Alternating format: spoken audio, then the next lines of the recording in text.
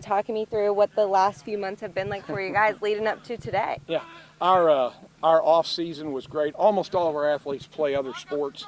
So our winter basketball kids had a great year. They were disappointed they didn't win the district, but they competed hard. Most of our skilled players play basketball. A couple of our linemen play basketball.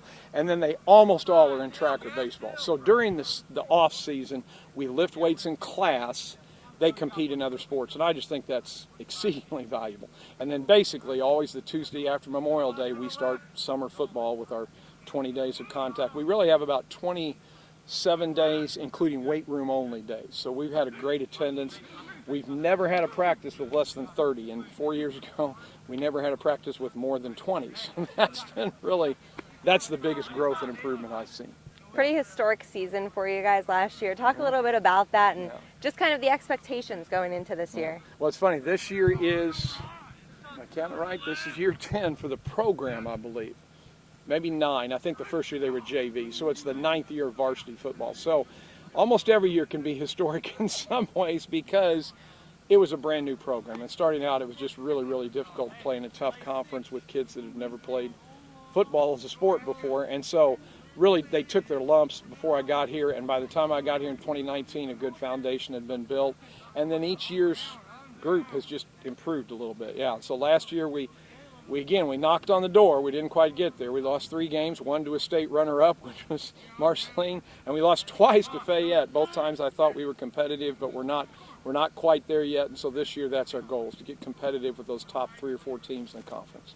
Some of the big shoes that you lost last year that you're looking to fill this year. Well, we lost our all-time leading tackler. We lost our all-time leading receiver. We lost our all-time leading quarterback. Now, all-time isn't very long when your program's only 8 or 9 years old. But those young men were valuable. We lost a 3-time all-district first-team offensive, defensive lineman, state shot put champion as a junior, Brayton Stevenson. And yet, we've got 2 or 3 kids who are now 4-year starters. We're stepping right into that role on the offensive line. We've got 2 or 3 different kids at quarterback who are rotating in and out. We're going to look different. I mean, we're going to look different this year. We have really good receivers. That's not Jace Carr, our senior receiver who graduated, was fabulous, set all of our team records. But I think our 4 receivers coming back are all extremely talented, and we feel good about it. We're working hard on finding guys to get them the football, but I think we're going to be solid there. And then the biggest thing we're going to miss on defense, that's the biggest shoes. We lost either all 4 or 3 of the 4 starting defensive linemen. We've got most people back everywhere else. Those defensive linemen, that's kind of a work in progress. We're really trying to find, and it's mostly juniors and seniors. That's what I feel good about. But the replacements are got to step up, big shoes to fill there.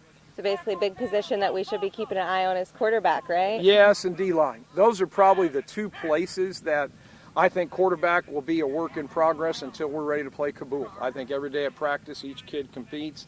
We'll have our own first scrimmage Saturday, and each of the quarterbacks will have a turn with the top unit. Each of our quarterbacks will have a turn with the youngest unit. And we're going to keep doing that right up through the Jamboree, and then we'll find out a lot about our quarterback position at Kabul. But I won't be surprised if we don't rotate kids at Kabul. I really won't. That won't bother me. Our goal is to be better by the time we get into our own league, which is week 3.